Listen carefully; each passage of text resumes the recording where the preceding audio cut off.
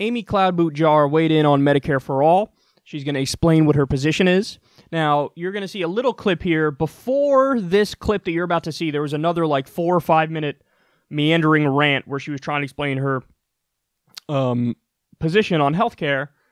It was obnoxiously long and unnecessarily long, and she was rambling, and it didn't make much sense. But this little nugget that you're about to see here is what her position is. She sums it up. Take a look.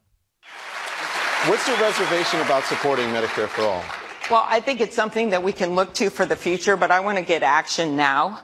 And I think the best way we do that is something that we actually wanted to do back when we were looking at the Affordable Care Act and we were stopped, was trying to get a public option in there. Mm-hmm. And that is a way, if you all remember that debate, that is a way to provide a public alternative that's real, even beyond the exchanges, so that we can bring down the rates. And then we can look at other options, but we have to start somewhere. And I think we can do that much more immediately. So no Medicare for all?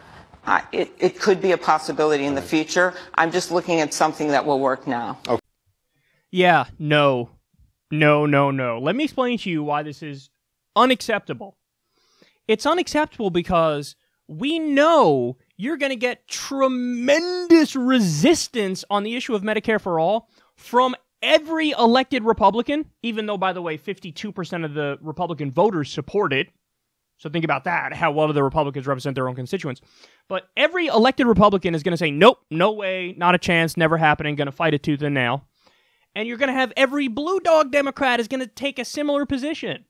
And every, new type Democrat, not as bad as the blue dogs, but not actually left, they're going to say, oh yeah, no, I don't want to support that either.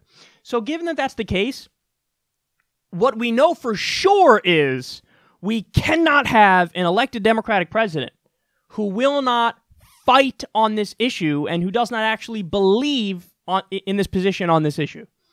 Because what Amy CloudBootJar is doing here is, to put it simply, is she's negotiating against herself. She's negotiating against the beliefs of her own base. Over 80% of the Democratic base supports Medicare for all. In fact, that number's probably higher now. I'm going based off of an old poll when I say that. 70% of the country supports Medicare for all.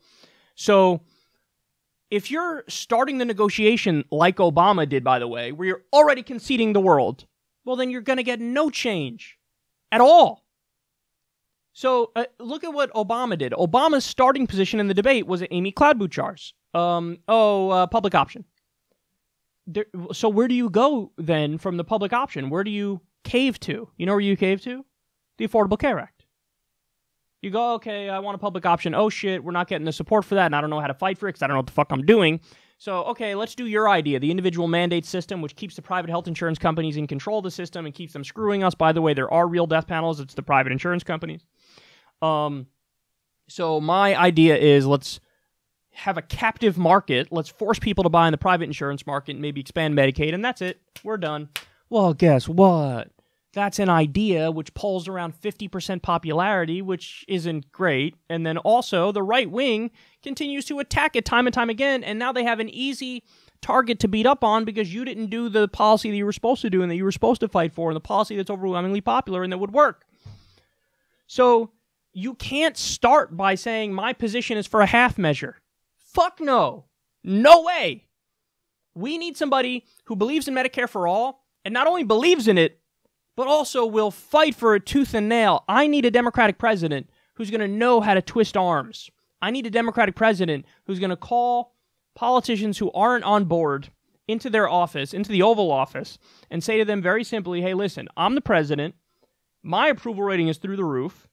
Your approval rating is nothing because Congress has like a 19% approval rating. People don't like you. They love me. So here's what's going to happen. If you don't vote for my Medicare for all bill, I will personally go to your state, to your district, campaign against you, fund and prop up a primary challenge against you, and that primary challenger will win, and your entire political career is gonzo, bitch. So either support my idea, which 70% of the country backs and over 80% of our party backs. Either you support our idea or you lose. You lose your job, you lose your livelihood, you lose your future in politics, you lose your name recognition, you lose your sense of being and security. You're done if you vote against this, son. Do you not understand it? Do you not understand that? Do you not understand that? So you have no choice. Vote for it or else. Is Amy CloudBootJar going to do that? No, she just told you up front. Maybe sometime in the future, at some point when I'm not around and when I'm not going to fight for it, then we get Medicare for all.